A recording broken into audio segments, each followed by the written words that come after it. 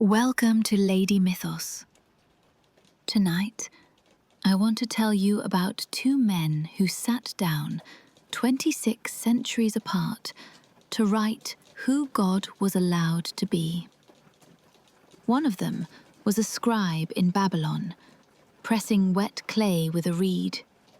The other was a bishop in a small Roman town called Nicaea, dipping a quill in ink. They never met. They worshipped completely different gods. And yet, in a strange way, they were doing the exact same job. They were both working for an empire. Because here is something we almost never stop to think about. We like to imagine that gods arrive from somewhere above us, that they come down fully formed, wrapped in thunder and mystery.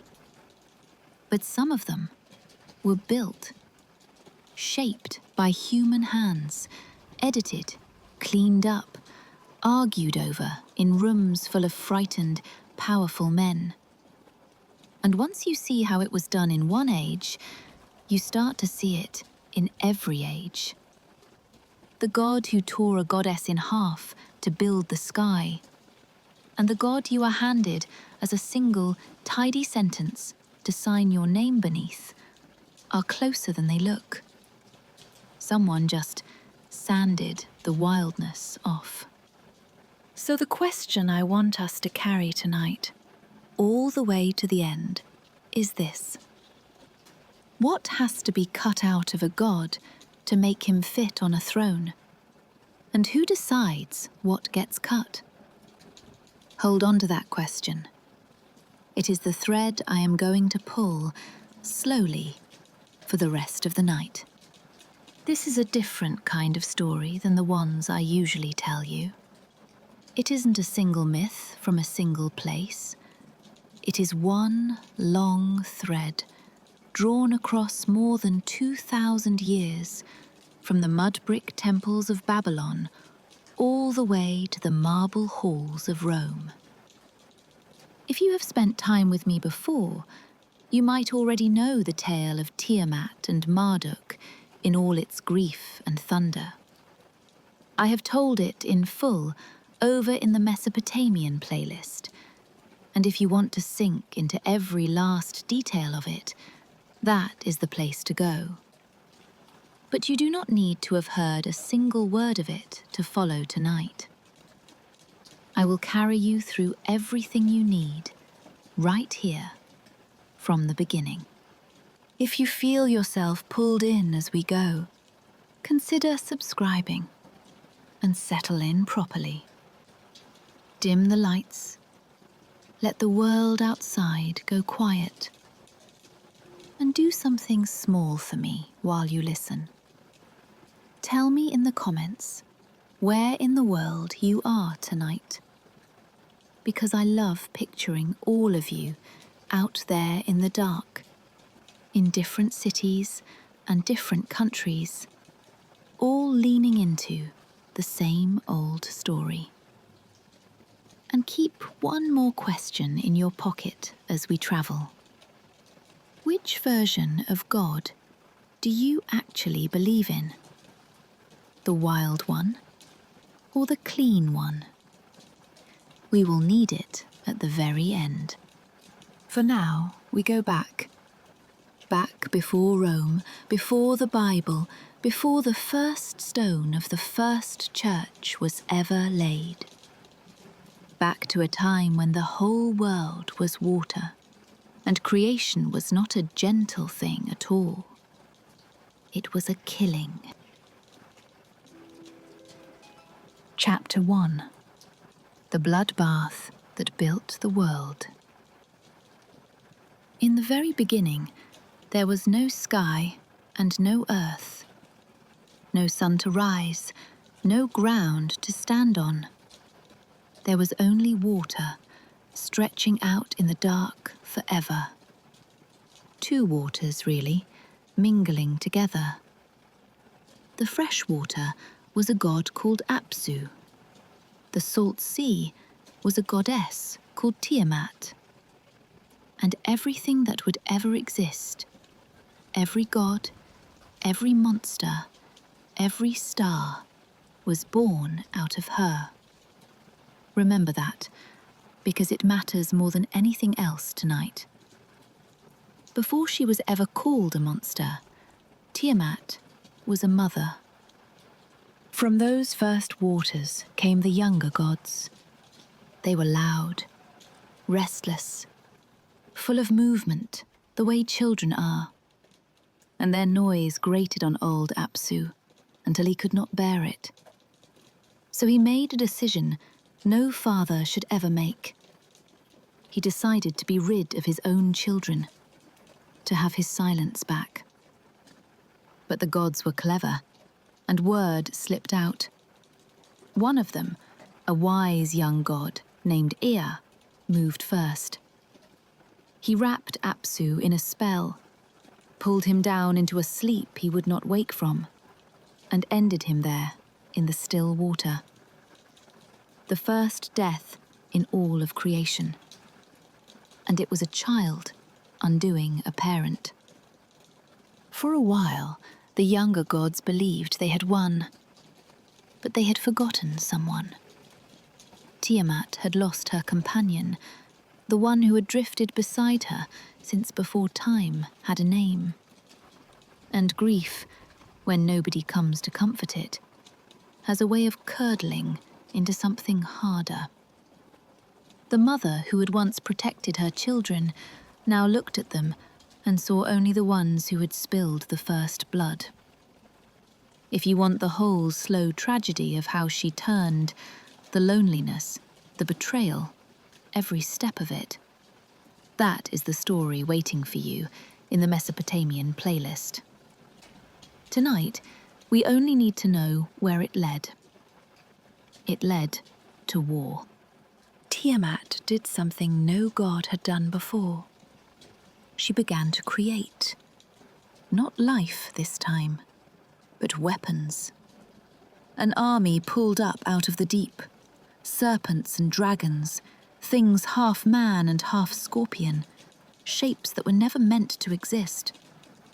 And at their head, she placed a god named Chingu, her chosen champion. She gave him the Tablet of Destinies, the object that carried the very authority to rule the cosmos, and pressed it to his chest like a crown. The mother of everything was now marching against everything she had made. The younger gods were terrified. One by one, their bravest were asked to face her, and one by one, they looked at that army and went silent. Then, a young god stepped forward. His name was Marduk. He said he would fight her. He would save all of them. But he named a price. If he won, they would make him king. Not a general, not a leader for the season of the war.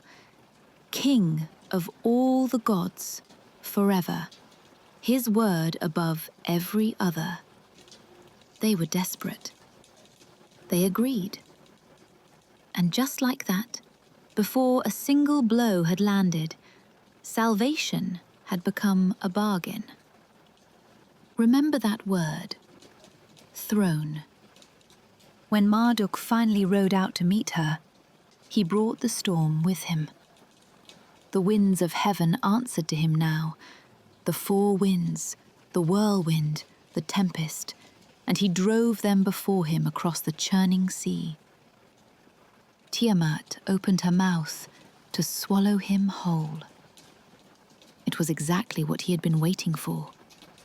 He loosed the winds straight into her, and she could not close her jaws again. The storm filled her and held her there. And while she was pinned and unmoving, he drew his bow and let the arrow fly. For a single heartbeat, the whole cosmos seemed to hold its breath. The greatest power that had ever existed, the mother of them all, went utterly still. And the young god stood alone over the silence he had made. What he did next is the strangest part of the whole story. He did not simply defeat her and walk away. He looked at the vast body of the fallen mother of creation, and he saw building material. He split her in two, the way you might split a shell. One half he lifted up and fixed in place as the sky. The other he laid down beneath as the earth. The heavens above your head and the ground beneath your feet in this story, both of them are her. The world was not spoken gently into being. It was built out of a body, and he was not finished. The gods were weary of their labor, so Marduk had a servant race made to carry it for them. He took Chingu, the defeated champion, and from his blood he shaped the first humans, made from the very start to work. Then the gods gathered around their new king and sang out his 50 names, one after another, each name a title, each one a piece of his power. 50 names. Marduk, Lord of all. The war was over. Order had won. It is a magnificent, savage, unforgettable story. There is only one problem with it. Almost none of it was as old or as heaven-sent as it pretends to be. That triumphant god, crowned in his 50 names, was hiding something, and the secret was buried in those names themselves. Chapter 2. The God Nobody Noticed. Here is what the epic never tells you out loud. Marduk, king of the gods, maker of the world, was, not very long before, almost nobody. He was a small, local god, the patron of one city among many, in a land crowded with older, grander, more important gods. If you had wandered through Mesopotamia in the earliest days and asked people who ruled the heavens, Marduk's name is not the one they would have given you. So how does a minor city god end up standing at the very center of creation? The answer is almost embarrassingly simple. His city won. That city was Babylon. As Babylon rose, as its kings conquered their neighbors and its walls climbed higher and its armies spread across the land, Marduk rose with it. His importance was not handed down from the sky. It was carried up on the backs of soldiers and tax collectors.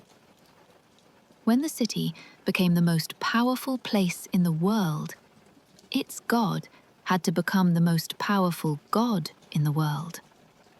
The theology followed the politics, not the other way around. You can actually watch it happen.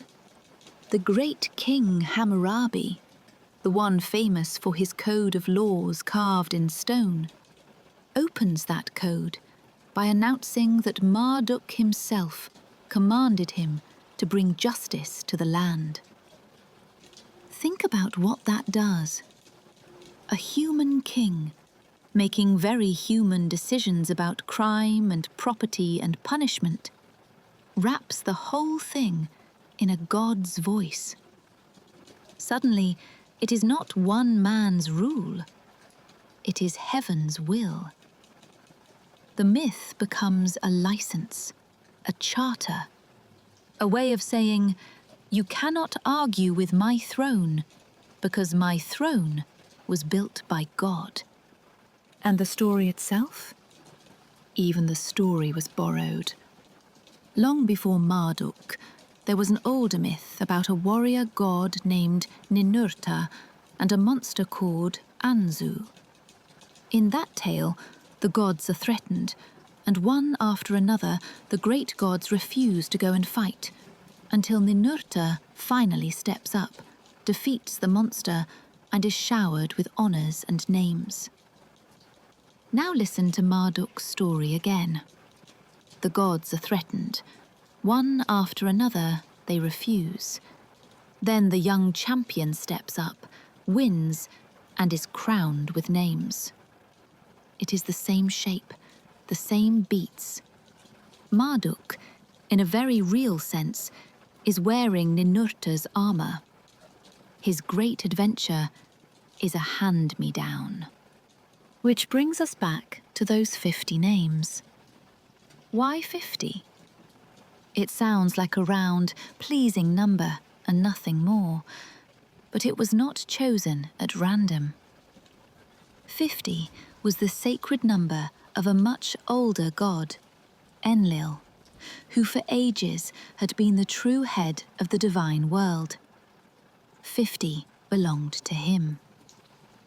So when the poets gave Marduk 50 names, they were not simply praising him. They were making a claim. They were quietly announcing that the kingship of heaven had changed hands, that everything which had once belonged to Enlil now belonged to Babylon's god. It is a coronation hidden inside a list, a takeover, written in a number most people would never think to question. None of this stayed on the page either. Every spring, at the great New Year festival called the Akitu, the whole epic was read aloud in front of Marduk's statue for the city to hear. Year after year, generation after generation. This was not bedtime storytelling. This was state ceremony. The official version of reality, performed in public so that everyone breathed the same air of it. And the strangest part of that festival tells you exactly what the whole machine was for.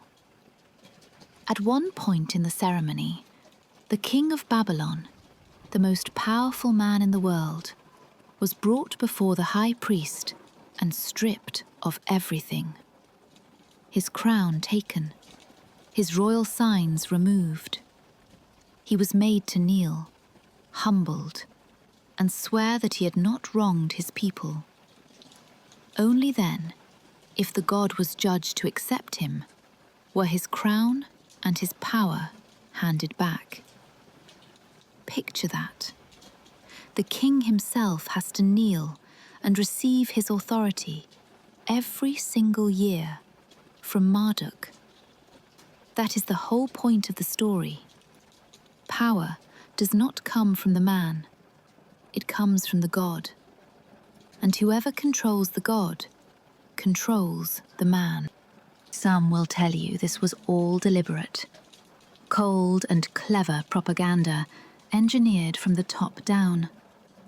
Others say it grew more naturally, out of real and ancient traditions, and only looks designed when we stare back at it. Both may hold a little truth. But the machinery is undeniable, and it leaves a chilling little thought behind.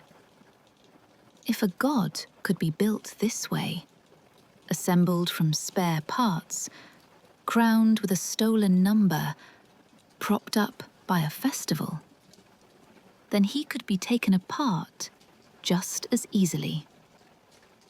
And far to the north, another empire was already watching Babylon, sharpening its knives, waiting for its turn.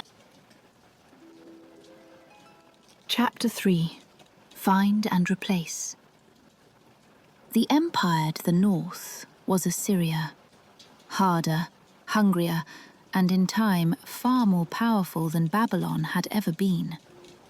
And when the Assyrians finally rose over the whole region, they inherited Babylon's greatest treasure. Not its gold, not its walls, but its story. The great epic of how the world was made. Now, you might expect conquerors to simply throw such a thing away and tell their own instead. Instead, they did something far more revealing. They kept it. Almost every word of it. They just changed the name of the hero. Out went Marduk. In came Ashur, the great god of the Assyrians. The god their capital city itself was named for. The same battle, the same monsters, the same splitting of the sky and the earth. But now, it was not Marduk who did it. It was Ashur. If you had grown up in Babylon, hearing that Marduk made the world, and you walked north into Assyria, you would hear the identical story, with a stranger's god standing in the hero's place. They were even cleverer than a straight swap. In the old epic, there was an ancient ancestor god near the very beginning of things, whose name was written as Anshar. And Assyrian scribes noticed something. Written a certain way, the god Ashur's name looked almost exactly like that ancient ancestor's. So they leaned into it. They blurred the two together, until Ashur was not merely the hero of the story, he became the origin of the story, the source that everything else flowed out of. Under their kings, especially the fierce ones like Sennacherib, this went all the way. Ashur was declared to have created himself out of nothing before anything else existed. He did not just win the war, he became the reason there was a war to win at all, a world to build, a first cause standing behind everything. Babylon's god had been quietly deleted from the top of creation, and an Assyrian one written in over the top. Sit with what that actually means, because it is the closest thing we will ever get to a confession. 2 empires, 1 story. And the god at the very center of it is simply swapped out like a name on a contract to match whoever happens to be holding the pen. If you ever doubted that these gods were shaped to serve the state, here is your proof, pressed into clay. The divine was not fixed, it was editable. A god was a tool, and the tool went to whoever won. And I find something almost lonely in that, if I let myself sit with it. Somewhere in Assyria, there was a scribe, a real person, hunched over the old Babylonian tablets, carefully copying line after line, and quietly lifting one name out and setting another in its place. He almost certainly did not think of himself as a forger. He thought he was telling the truth.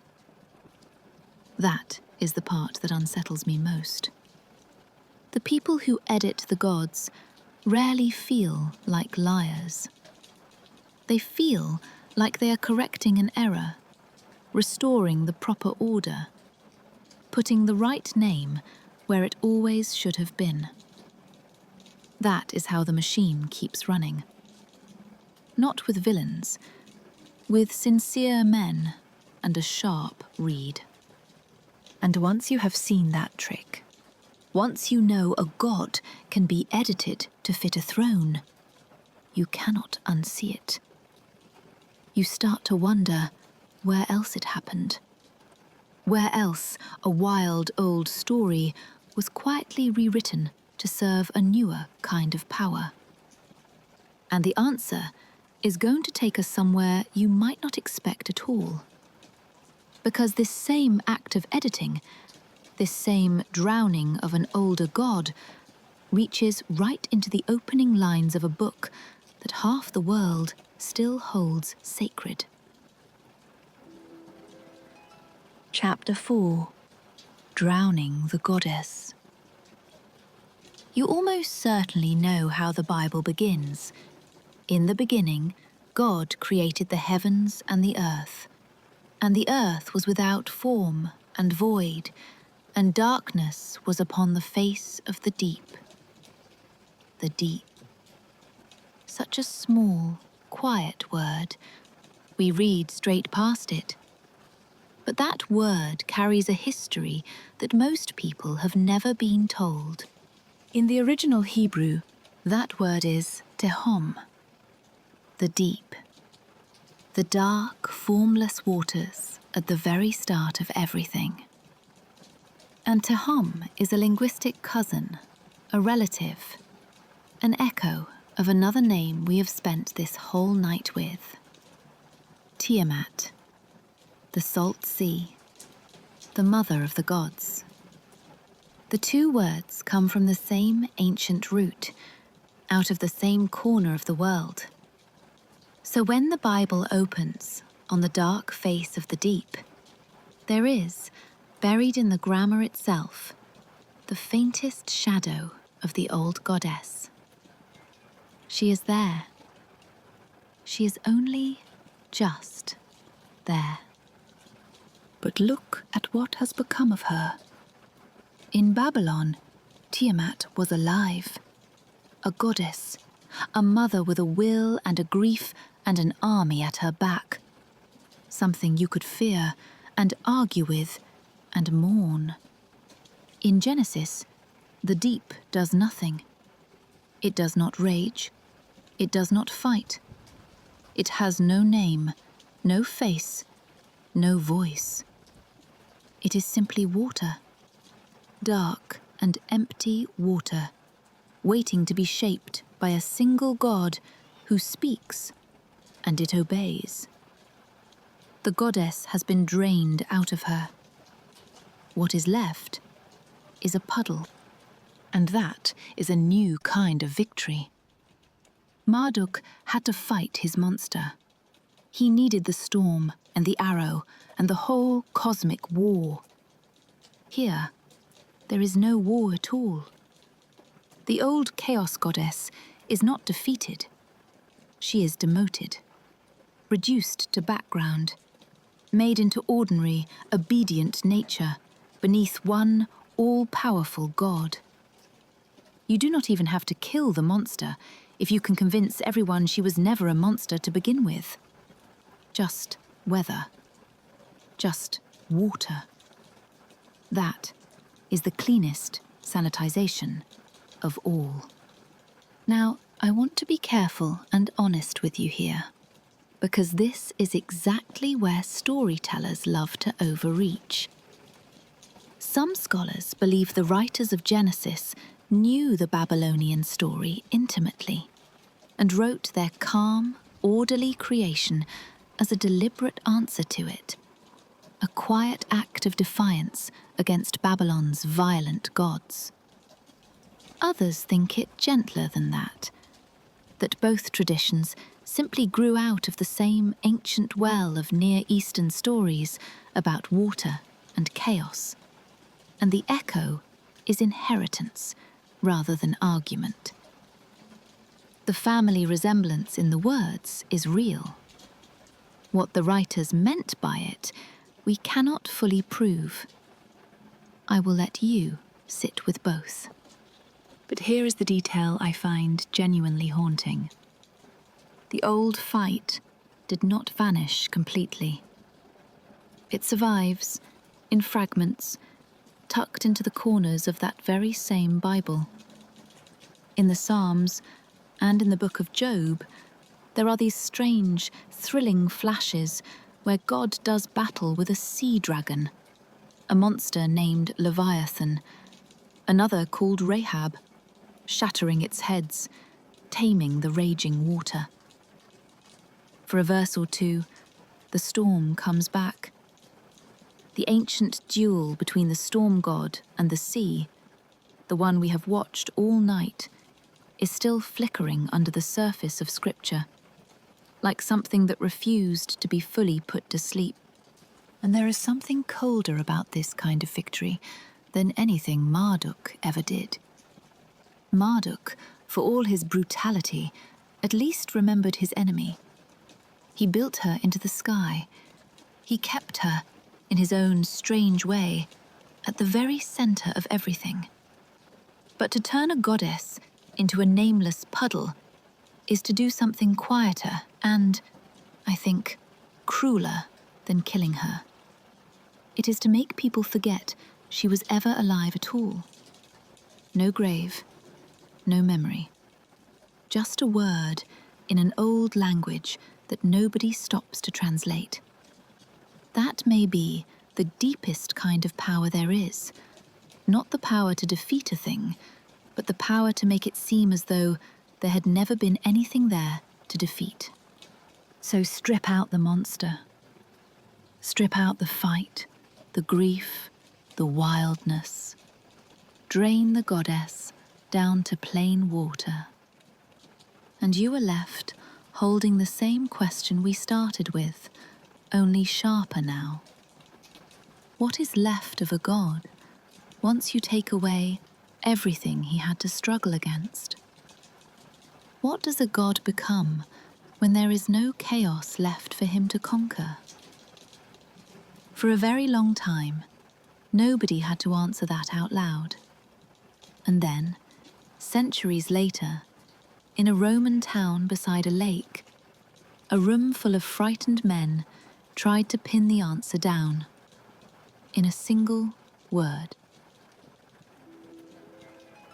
Chapter 5. Arius versus the Empire. We leap forward now, past the fall of Babylon, past the fall of Assyria, past long centuries of dust settling over those old clay tablets. We come down in the 4th century after Christ, in the Roman Empire, in a world that has become Christian in a way almost no one a few generations earlier could have imagined. And the great question of the age is not about Tiamat or Marduk or the sea. It is about Jesus, and it is very precise. What exactly was he? There was a priest in the city of Alexandria named Arius. Thoughtful, popular, and good with words. And Arius taught something that sounded, to him, perfectly logical. He said that the Son, Christ, was not eternal in the way that God the Father was. That there was, in some sense, a moment before the Son existed.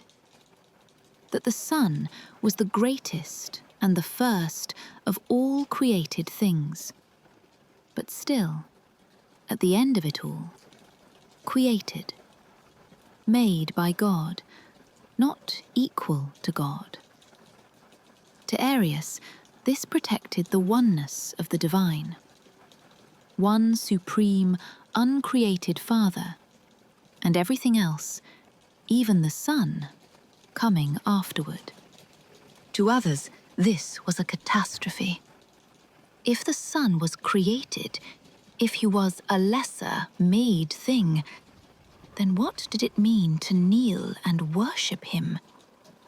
Was Christianity accidentally worshipping a creature in the place of the Creator? The question tore through the church like fire through dry grass. Bishops took sides. Congregations split down the middle.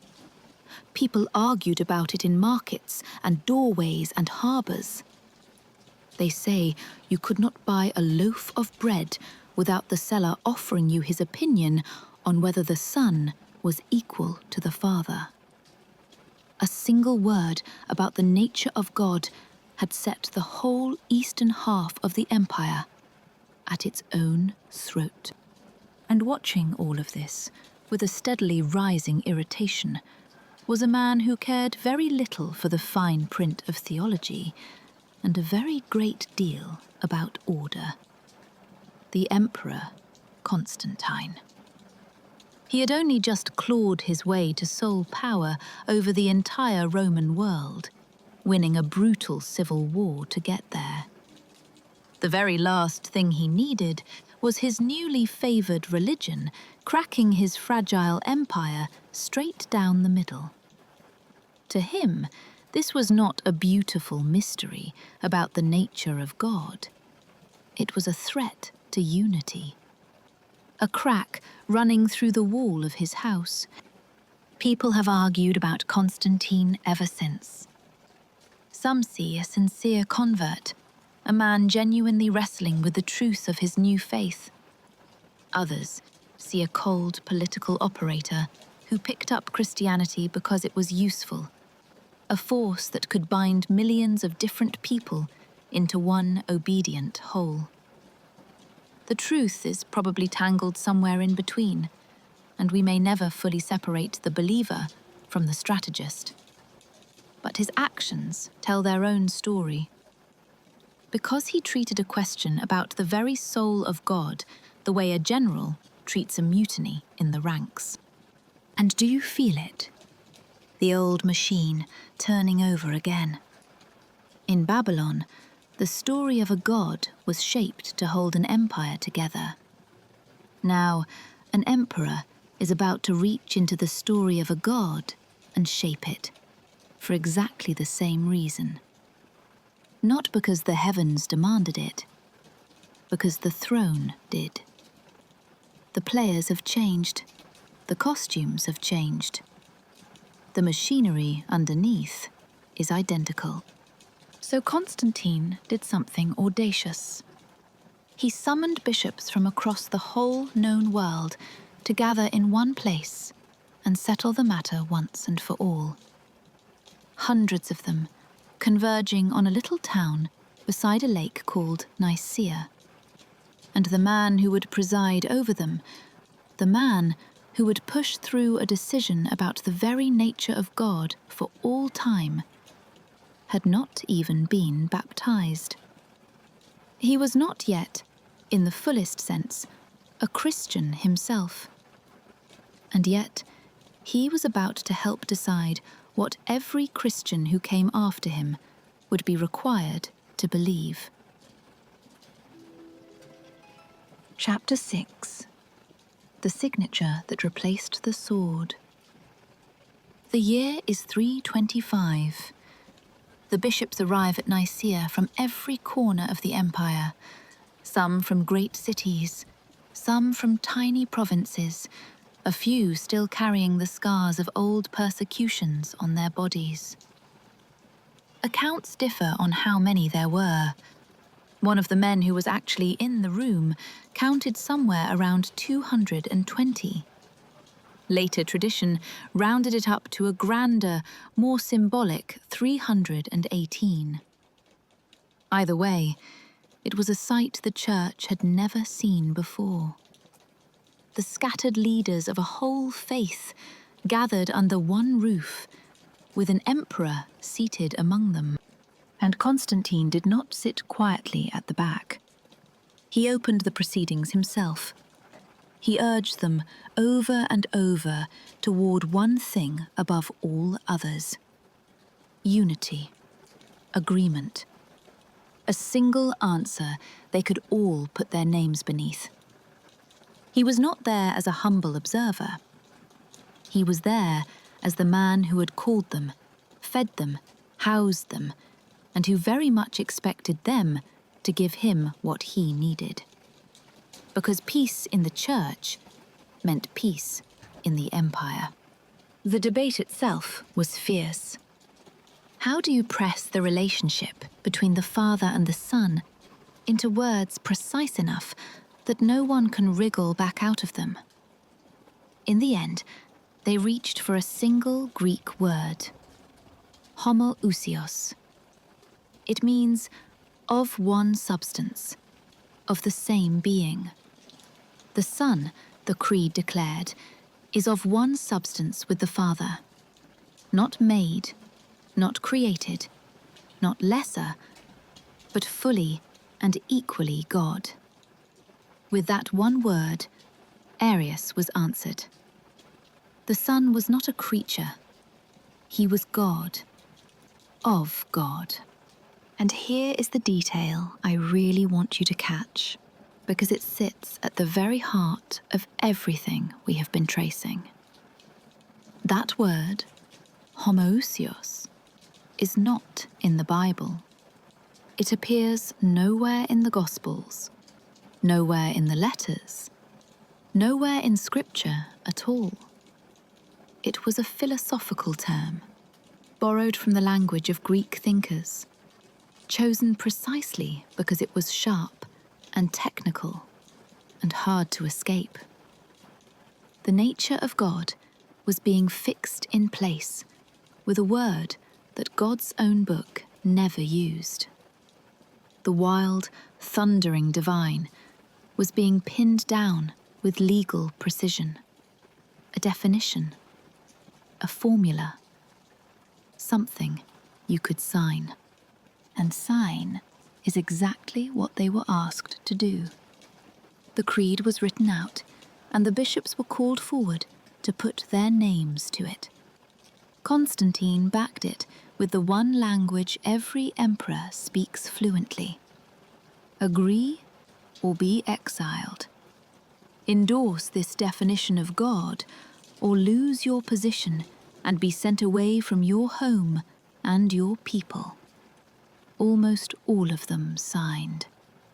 Arius was condemned, his teaching banned, and he himself was driven into exile, along with a small handful who refused to bend.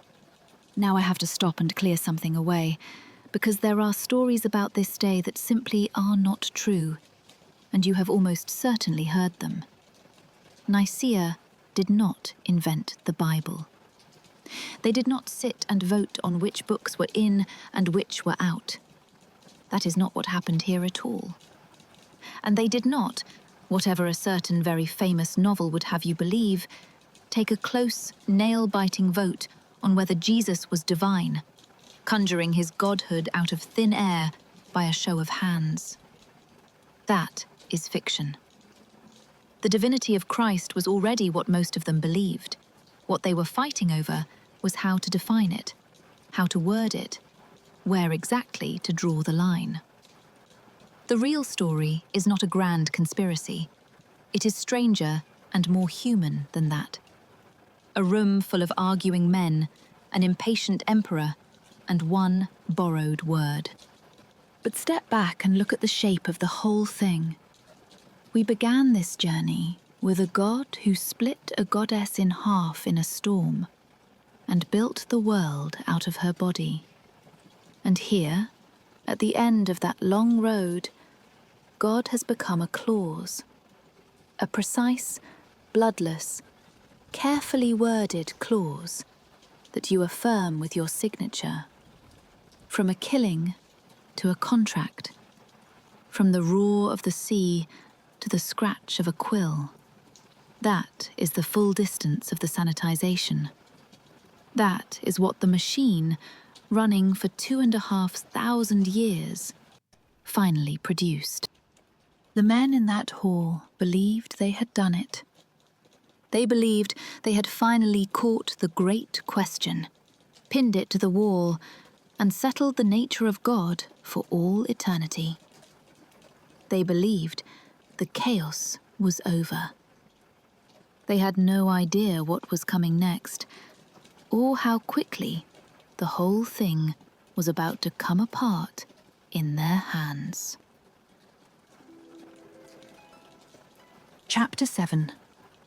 The water always comes back. The creed was signed. The heretic was exiled. Order had won, cleanly, officially, with the emperor's full weight behind it. And it held for about 3 years. That is all. 3 years, because Constantine, the very man who had forced the creed through, began to change his mind. Or perhaps he had never truly cared which side won, only that someone did. He recalled Arius from exile. He listened to the old priest offer a softened, slippery version of his beliefs, and he decided it was good enough. And then the emperor turned to the fiercest defender of the Nicene Creed, a stubborn, brilliant man named Athanasius, and ordered him to welcome Arius back, to receive him into communion as though none of it had ever happened. Athanasius said no. He would not do it. To him, the creed was not a political convenience to be traded away the moment the emperor's mood shifted. It was the truth. And you do not unsay the truth to keep a king comfortable. And he paid for that refusal for the rest of his life. Over the decades that followed, Athanasius was driven out of his city and into exile, not once, not twice, but 5 separate times. Chased out by emperors, by rivals, by the shifting political winds, again and again, for the crime of refusing to let the settled thing stay unsettled. And the idea everyone believed had been killed at Nicaea, it came roaring back. For the better part of the next 60 years, the teaching of Arius did not fade. It spread. It won emperors to its side. One later emperor, Constantius, threw the empire's whole weight behind it and effectively replaced the Nicene Creed with a version far friendlier to Arius. There were long stretches where it genuinely looked as though the heresy had won and Nicaea had lost. The signature on the parchment, it turned out, could not command what people actually believed in their hearts.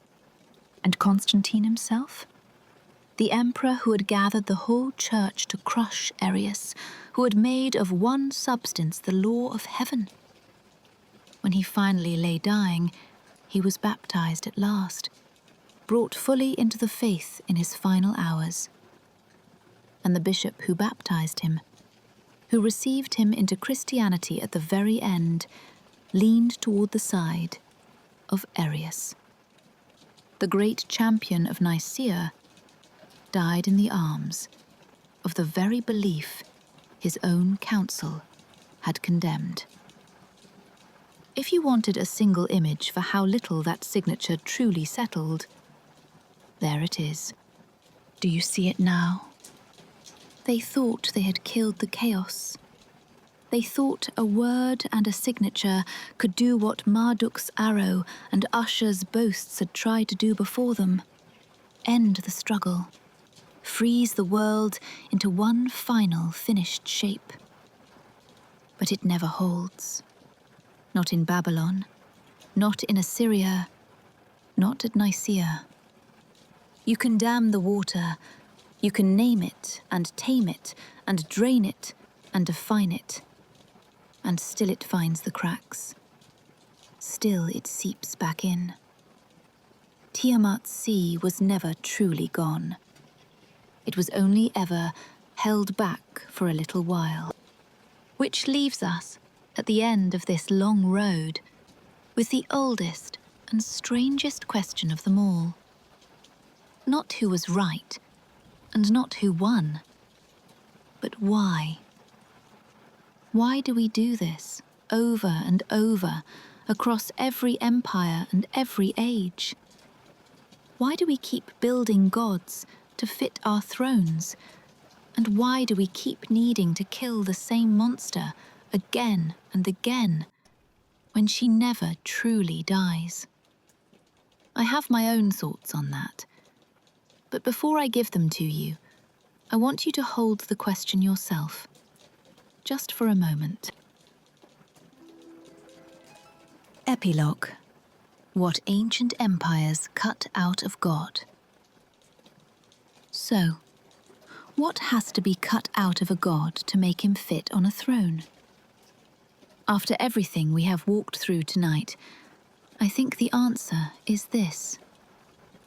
The grit, the blood, the sea, the monster, the grief, the contradiction, all the wild and difficult and untidy parts. And here is the thing I keep circling back to. That grit was never the enemy. That grit was the honesty. It was the part of the old stories that admitted the world is strange and violent and unresolved. Every single time power rebuilt its god, it traded a little of that honesty for a little more control. And what you are left with is cleaner and calmer and far easier to govern with. And poorer. Something real was lost each time, because every orthodoxy, every official version of the truth, religious or otherwise, is, at bottom, an act of editing. Somebody, somewhere, decided which version of the story gets written down and taught to your children, and which version gets branded as monstrous or heretical, or simply left to be forgotten. The winners hold the pen, and the losers become the villains of a tale they never get to tell. Think about who we have actually met tonight. Tiamat, the mother of creation, remembered as a dragon of chaos by the very children she made. And Arius, a thoughtful priest doing his honest best to understand God, remembered as a heretic, exiled and condemned. Separated by thousands of years and two completely different worlds. And yet, they sit in the very same chair. The chair of the one who lost the argument, and so had their story told for them, by the side that won. I am not asking you to decide that either of them was right, only to notice how easily an enemy is manufactured, and how long the label sticks, long after anyone remembers why. And this pattern, the bright new champion rising up to strike down the ancient force of chaos, it is not only a Babylonian thing or a Christian thing. It is everywhere. Scholars even have a name for it. The Chaos Kampf, the Chaos Battle. You find it in the storm god Baal against the sea, in Zeus against the monster Typhon, in the god Indra against the serpent that swallowed the waters. Over and over, in culture after culture, a new order defines itself by conquering something older and wilder. It is one of the oldest stories our species tells. And I think it is so universal because, underneath, it is really a story about us. About our endless, anxious need to believe that our order, our version, has finally tamed the dark. I want to be straight with you about one thing before we close, because I promised you honesty and not a conspiracy. There is no secret bloodline running from Marduk down to the god of Nicaea. Nobody smuggled a Babylonian goddess into a room in Crete on purpose. That is not the claim, and it would be a lie to pretend otherwise. What repeats across all these ages is not a god. It is a machine. The same quiet machinery, power reaching for the divine and reshaping it to hold a kingdom together. That is the thread. That is what I have been pulling all night long. Which brings us all the way back to where we began. Two men, 26 centuries apart. A scribe in Babylon with his reed and his wet clay. A bishop at Nicaea with his quill and his parchment. Both bent over their work in the lamplight, deciding who God was allowed to be. Both of them, whether they knew it or not, working for an empire. And both reaching, in the end, for the same thing the rest of us reach for, when the world feels too big and too dark. Something solid, something settled, something to hold the chaos back for one more year. But the water always comes back. It came for Babylon, whose temples are dust. It came for Assyria and its self-made god. It came for the creed that Constantine himself abandoned on his own deathbed. The empires that built these gods are all gone. And still, the sea is out there tonight, dark and old and impossible to fully tame, exactly as it was before any of them ever picked up a pen.